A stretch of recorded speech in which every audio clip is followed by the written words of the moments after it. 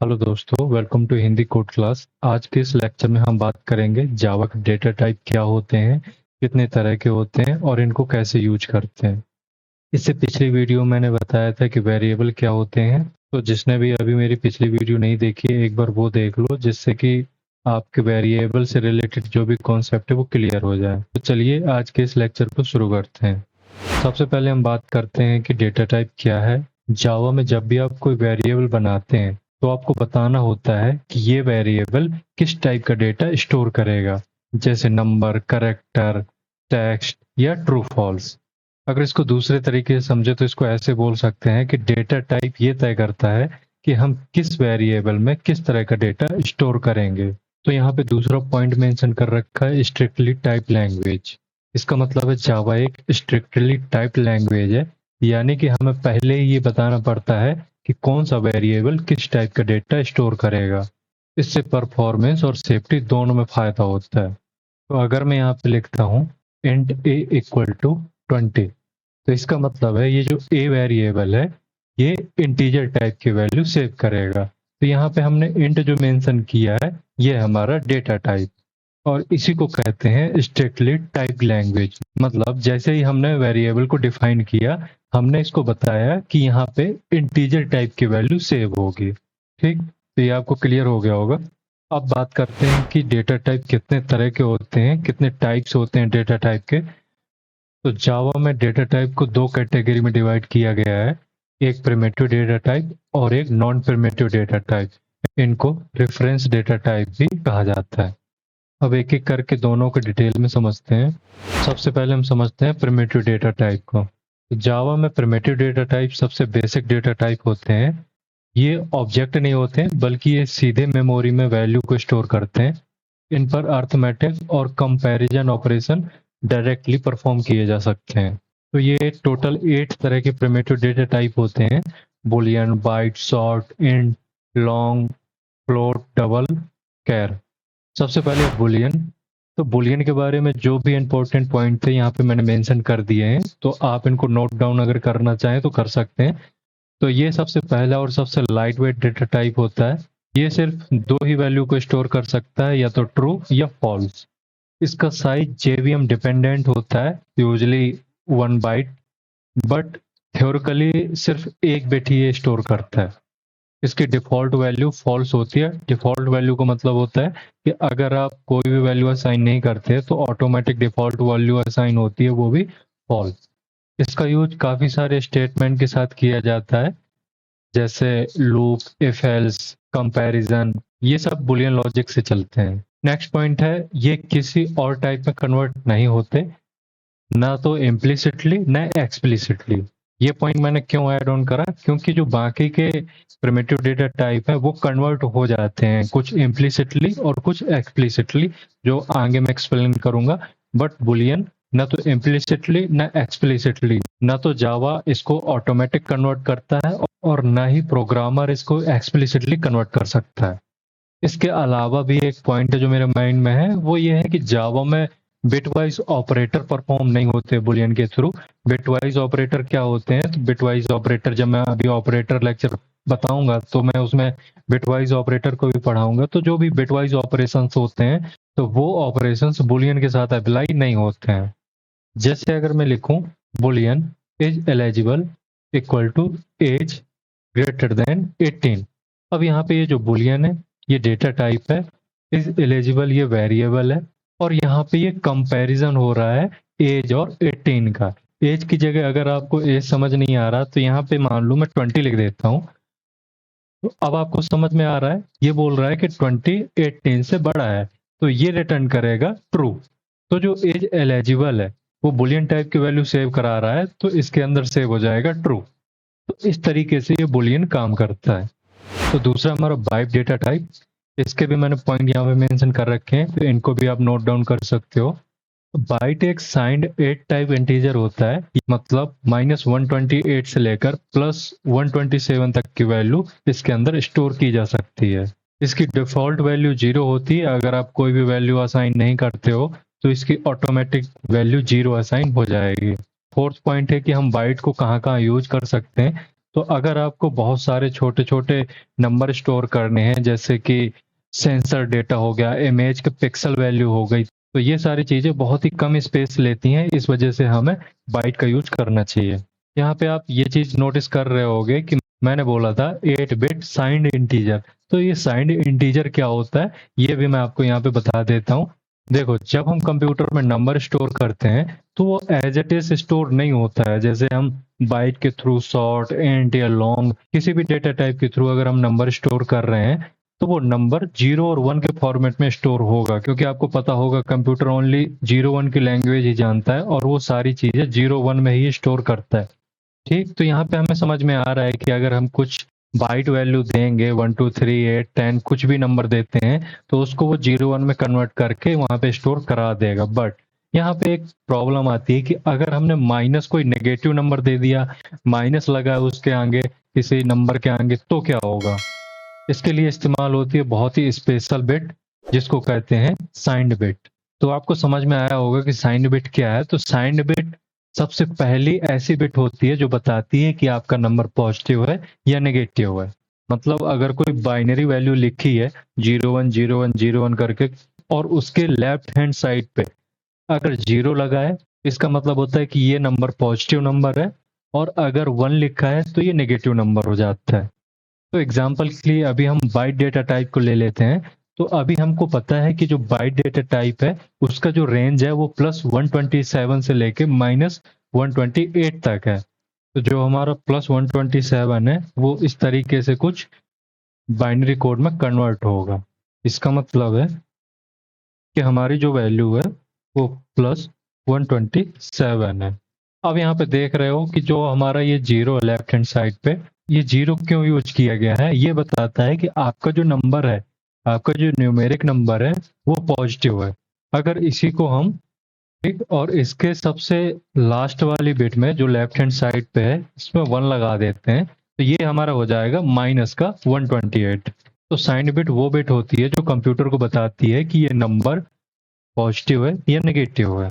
इसलिए जावा में हम कभी ये नहीं बोलते कि जो हमारा बाइट डेटा टाइप है वो 0 से 127 तक की वैल्यू स्टोर करता है, क्योंकि जो हमारा नंबर है वो नेगेटिव भी हो सकता है, और नेगेटिव और पॉजिटिव को डिफरेंशिएट करने के लिए ये जो बिट है, ये 0 और 1, जो जो लेफ्ट हैंड साइड पे बिट हम ऐड करते हैं, इससे पता चलता है कि जो नंबर हम स्टोर करा रहे हैं वो पॉजिटिव है या नेगेटिव है। नेक्स्ट है हमारा सॉर्ट डेटा टाइप।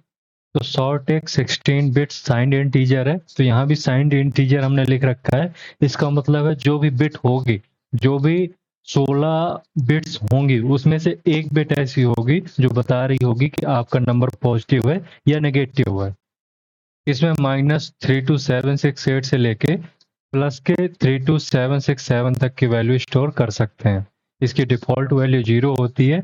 ये बाइट से बड़ा होता है बट इंट से छोटा होता है, और लो मेमोरी एप्लीकेशन में ये बहुत ही यूजफुल होता है। और इसको इस तरीके से हम लिख सकते हैं: सॉर्ट, उसके बाद हमारा वेरिएबल का नाम, और उसके बाद वैल्यू। इसके बाद है इंट। तो इंट डेटा टाइप सबसे ज़्यादा यूज होने वाला डेटा टाइप है, और इसमें 32 bit signed integer value save कर सकते हैं, स्टोर कर सकते हैं। 32 बिट का मतलब है कि जो हमारा बाइनरी कॉम्बिनेशन होगा, उसमें total number of binary bit कितनी होंगी? 32, जिसमें से लेफ्ट हैंड साइड की जो पहली बिट है वो डिसाइड करेगी आपका नंबर पॉजिटिव है या नेगेटिव है। इसकी वैल्यू काफ़ी ज़्यादा होती है। इसको भी हम इस तरीके से लिखते हैं: पहले हम इंट लगाते हैं, उसके बाद वेरिएबल का नेम, और उसके बाद वैल्यू। तो आप देख पा रहे हो जो हमारा सॉर्ट है उससे ज़्यादा वैल्यू हमारे यहाँ पे स्टोर हो सकती है, क्योंकि जो इंटीजर डेटा टाइप की रेंज वैल्यू है वो सॉर्ट से काफ़ी ज़्यादा है, इसलिए यहाँ पे काफ़ी बड़ा नंबर स्टोर हो सकता है। इसमें इंटीजर क्लास के अंदर एक मेथड ऐड ऑन किया गया जावा 8 के बाद। इसके यूज होने से अगर आप कोई पॉजिटिव वैल्यू देते हैं तो उसको ऑटोमेटिकली नेगेटिव वैल्यू में चेंज करा दिया जाता है। इस मेथड का नाम है टू अनसाइंड लॉन्ग। तो टू अनसाइंड लॉन्ग के थ्रू किसी भी पॉजिटिव इंटीजर वैल्यू को नेगेटिव वैल्यू में कन्वर्ट किया जा सकता है। अब नेक्स्ट डेटा टाइप है हमारा लॉन्ग। जब इंट की रेंज से बाहर की वैल्यू चाहिए होती है तब हम लॉन्ग का यूज करते हैं। जैसे कोई बहुत बड़ा बैंक बैलेंस है या कोई साइंटिफिक आईडी है, तो ऐसी चीज़ों के लिए हम लॉन्ग का यूज करते हैं, क्योंकि हो सकता है किसी का बैंक बैलेंस 200 करोड़ से भी ऊपर पहुंच जाए, तो उसको सेव करने के लिए हमें लॉन्ग की ज़रूरत पड़ती है। ये 64 bit signed integer value store करते हैं। इनकी डिफ़ॉल्ट वैल्यू 0 होती है। जैसे अगर आप इसको इस तरीके से लिखते हो, तो आप देख रहे हो यहाँ पे मैंने लॉन्ग डेटा टाइप का यूज किया है, ये हमारा वेरिएबल का नेम है और ये वैल्यू है, और वैल्यू के लास्ट में हमने एल का यूज किया है। अगर हम एल का यूज नहीं कर रहे हैं तो जावा इसको इंटीजर वैल्यू मान लेगा। अगर आप इस वजह से अगर आप लॉन्ग डेटा टाइप का यूज कर रहे हो तो यहाँ पे एल जरूर मेंशन करो। इसके बाद आता है हमारा फ्लोट डेटा टाइप। तो फ्लोट एक 32 बिट डेसिमल नंबर स्टोर करता है। इसका मतलब है जो फ्लोट है वो डेसिमल वैल्यू को स्टोर करने के लिए यूज होता है, बट इतना एक्यूरेट नहीं होता जितना एक्यूरेट डबल होता है। इसे साइंटिफिक कैलकुलेशन में भी इतना यूज नहीं किया जाता है, क्योंकि इसमें रेंडरिंग एरर आने का चांस ज़्यादा होता है। इसमें 6-7 डिजिट तक के प्रिसीजन नंबर को स्टोर किया जा सकता है। इसकी डिफ़ॉल्ट वैल्यू 0.0f होती है। इसको भी एक एग्जांपल के थ्रू समझते हैं। जैसे यहाँ देख रहे हो ये फ्लोट डेटा टाइप का यूज किया है हमने, ये हमारा वेरिएबल का नेम है और इसमें हम 6.5f यूज कर रहे हैं, तो f का यहाँ पे यूज करना जरूरी है। f मतलब होता है फ्लोट, और इसमें f लगाना इसलिए भी जरूरी है क्योंकि अगर आप f नहीं लगाते हो तो जावा उस नंबर को डबल मान लेगा। नेक्स्ट हमारा डबल डेटा टाइप। जब बात हो प्रिसीजन की, जैसे कि पाई की वैल्यू या फिजिक्स कांस्टेंट की वैल्यू हो, तब आता है डबल। ये 64 बिट फ्लोटिंग पॉइंट टाइप की वैल्यू को स्टोर करता है और ज़्यादा एक्यूरेट होता है। इसमें 15-16 डिजिट तक की प्रिसीजन वैल्यू को स्टोर किया जा सकता है और इसकी डिफ़ॉल्ट वैल्यू 0.0d होती है। इसको भी इस एग्जांपल के थ्रू देखते हैं। यहाँ पे मैंने डबल डेटा टाइप का यूज किया है और इसमें लास्ट में हमने डी का यूज नहीं किया है, क्योंकि बाय डिफ़ॉल्ट अगर हम यहाँ पे डी यूज नहीं करते हैं तो जावा इसको डबल ही मानेगा। नेक्स्ट है हमारा char data type. Char data type के थ्रू जावा में यूनिकोड करेक्टर को स्टोर करते हैं। मतलब दुनिया में जितनी भी लैंग्वेजेज है, सिंबल है, लेटर है या साइन है, सबको कैर डेटा टाइप के थ्रू मेमोरी में सेव करते हैं। इसमें 16 बिट अनसाइंड टाइप की वैल्यू स्टोर होती है। मतलब इसमें जो भी बिट तैयार होती हैं डेटा को स्टोर करने के लिए, उसमें वो पॉजिटिव या नेगेटिव बताने वाली बिट नहीं होती है। इसकी डिफ़ॉल्ट वैल्यू नल करेक्टर होती है। इसको हम ऐसे सेव कर सकते हैं जिसमें से ये कैर डेटा टाइप यूज होता है यहाँ, और जो करेक्टर लिखते हैं वो सिंगल इन्वर्टेड कॉमा के साथ ही लिखते हैं। इसके अलावा इसमें नंबर भी असाइन कर सकते हैं, बट जब आप इसमें नंबर दोगे तो वो ऑटोमेटिकली उस नंबर को करेक्टर में कन्वर्ट कर देता है। इसके बाद है हमारा नॉन प्रिमिटिव डेटा टाइप। ये वो टाइप होते हैं जो प्री बिल्ड या user defined array, class, interface, object या स्ट्रिंग से बनते हैं। ये टाइप मेमोरी में एक्चुअल वैल्यू नहीं बल्कि उस वैल्यू का एड्रेस स्टोर करते हैं। इनकी डिफ़ॉल्ट वैल्यू नल होती है। इसके अलावा भी इसमें कुछ पॉइंट हैं, जैसे कि इसमें मेथड और प्रॉपर्टीज होती है। और मैं बता दूं यहाँ पे जो सबसे ज़्यादा non primitive data type use होता है वो स्ट्रिंग होता है। जैसे अगर मैं लिखूं string name equal to Hindi code class, तो ये हमारा स्ट्रिंग डेटा टाइप है जिसके अंदर ये वैल्यू स्टोर हो रही है। तो ये जो नेम है, नेम क्या स्टोर करेगा, ये हिंदी कोड क्लास जहां सेव हो रहा है उस मेमोरी का एड्रेस इस नेम में रखा होगा। तो जब हम नेम को कॉल करेंगे, नेम को एक्सेस करेंगे, तो ये पॉइंट करेगा उस एड्रेस को जहां पे ये हिंदी कोड क्लास लिखा हुआ है। अब इसमें मैंने जो भी नॉन प्रिमिटिव डेटा टाइप बताए हैं, जैसे स्ट्रिंग, एरे, क्लास, इंटरफेस या ऑब्जेक्ट, पे इनके सेपरेट लेक्चर बनेंगे। उन लेक्चर में ही मैं इनको डिटेल में बताऊंगा, तो यहाँ पे अभी इनको स्किप करते हैं। आप बस ये समझिए कि ये नॉन प्रिमिटिव डेटा टाइप होते हैं। अब थोड़ा एडवांस टॉपिक की तरफ चलते हैं, जैसे टाइप कन्वर्जन और टाइप कास्टिंग। इनमें सबसे पहले समझते हैं कि टाइप कन्वर्जन क्या होता है। जब एक डेटा टाइप ऑटोमेटिकली किसी दूसरे डेटा टाइप में कन्वर्ट हो जाता है, उसे टाइप कन्वर्जन कहते हैं। इसको वाइडनिंग कास्टिंग भी कहते हैं। इसे जब वो खुद करता है, प्रोग्रामर को कुछ करने की जरूरत नहीं होती है। इसमें छोटे साइज के टाइप को बड़े साइज के टाइप में कन्वर्ट किया जाता है। जैसे यहाँ पे आप देख रहे हो byte, short, int, long, float, double. तो यहाँ पे ये छोटा साइज है, छोटे साइज का डेटा टाइप है। अगर जरूरत पड़ी तो ऑटोमेटिक ही जावा इसको शॉर्ट में कन्वर्ट कर सकता है। तो शॉर्ट में ही नहीं, इस बाइट को short, int, long, double, float, double किसी में भी कन्वर्ट कर सकता है। और अगर आपने कोई वैल्यू शॉर्ट में असाइन की हुई है और फिर आप उस वेरिएबल को इंट में कन्वर्ट कर रहे हो तो वो वैल्यू इंट में कन्वर्ट आराम से हो जाएगी। इसके अलावा वो लॉन्ग में भी कन्वर्ट हो जाएगी, फ्लोट में भी, डबल में भी। तो ऐसी ये चीजें चलती हैं। जो छोटा डेटा टाइप है वो बड़े डेटा टाइप में ऑटोमेटिकली कन्वर्ट हो जाता है। जैसे एग्जांपल में देखते हैं, यहाँ पे हमने इंट a इक्वल टू 10 लिखा, मतलब जो ये a है ये इंटीजर टाइप का वैल्यू स्टोर कर रहा है। बट बाद में हमने क्या किया, दूसरी लाइन में इस a को लॉन्ग टाइप के वेरिएबल में स्टोर कर रहे हैं। तो जावा ने डायरेक्टली ही, मतलब ऑटोमेटिक ही, इस a को लॉन्ग में कन्वर्ट कर दिया, मतलब इंट को लॉन्ग में कन्वर्ट कर दिया। तो इस तरीके से होता है टाइप कन्वर्जन। अब बात करते हैं हम टाइप कास्टिंग की। जब हम मैनुअली ही एक डेटा टाइप को किसी दूसरे डेटा टाइप में कन्वर्ट करते हैं उसे कहते हैं टाइप कास्टिंग। इसे नैरोइंग कास्टिंग भी कहा जाता है। इसमें लार्ज टाइप के डेटा टाइप को स्मॉलर टाइप के डेटा टाइप में कन्वर्ट किया जाता है। मतलब ये उल्टा काम करता है, जैसे टाइप कन्वर्जन काम कर रहा था, जस्ट उससे अपोजिट। ये कन्वर्जन हमेशा सेफ नहीं होता है, क्योंकि इस कन्वर्जन के थ्रू बहुत सारा डेटा लॉस होने का खतरा रहता है।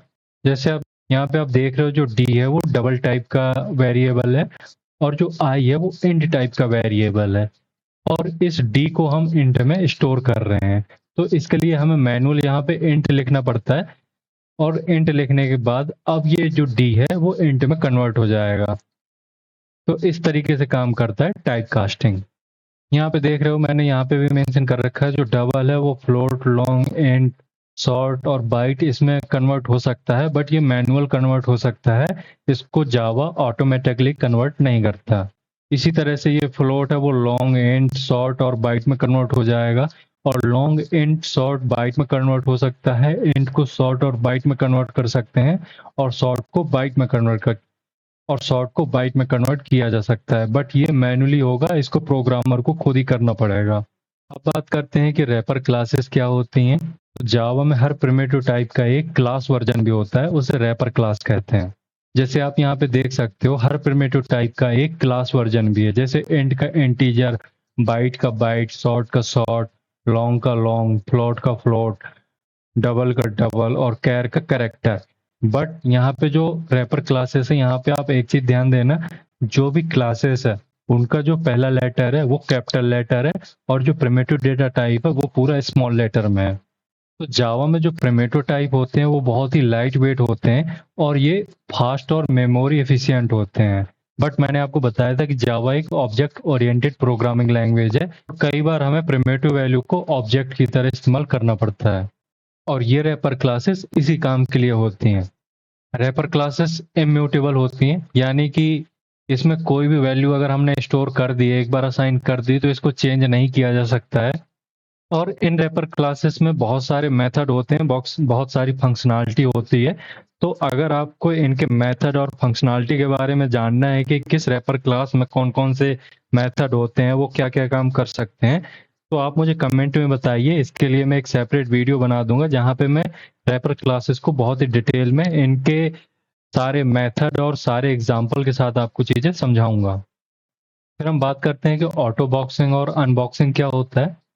जब जावा ऑटोमेटिकली किसी प्रिमिटिव डेटा टाइप को उसके करस्पॉन्डिंग रैपर क्लास में कन्वर्ट कर देता है, उसे ऑटो बॉक्सिंग कहते हैं। और अनबॉक्सिंग जस्ट इससे उल्टा होता है, कि जब किसी ऑब्जेक्ट को जावा ऑटोमेटिकली प्रिमिटिव डेटा टाइप में बदल देता है, उसे अनबॉक्सिंग कहते हैं।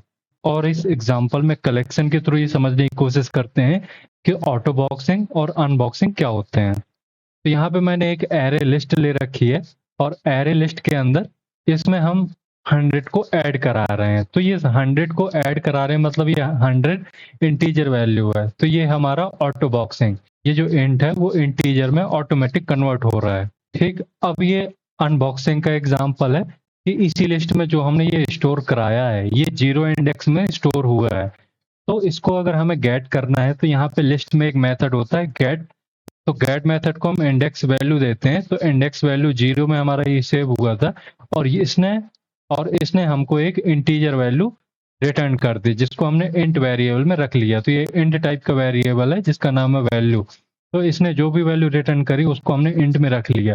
तो यहाँ पे देखिए, जो हमारी स्टोर हुई थी वैल्यू वो इंटीजर में हुई थी, क्योंकि ये है इंटीजर वैल्यू ले रहा है। तो इंटीजर में ये सेव हुई थी, बट ये रिटर्न कर रहा है, और हमने इसको रखा इंट में है। तो ये ऑटोमेटिक ऑटो बॉक्सिंग और ऑटोमेटिक अनबॉक्सिंग का कॉन्सेप्ट हो गया। तो यही होता है ऑटो बॉक्सिंग और अनबॉक्सिंग। तो जावा 5 से पहले हमें मैनुअली कन्वर्ट करना पड़ता था किसी इंटीजर डेटा टाइप को ऑब्जेक्ट में और ऑब्जेक्ट को इंटीजर डेटा टाइप में।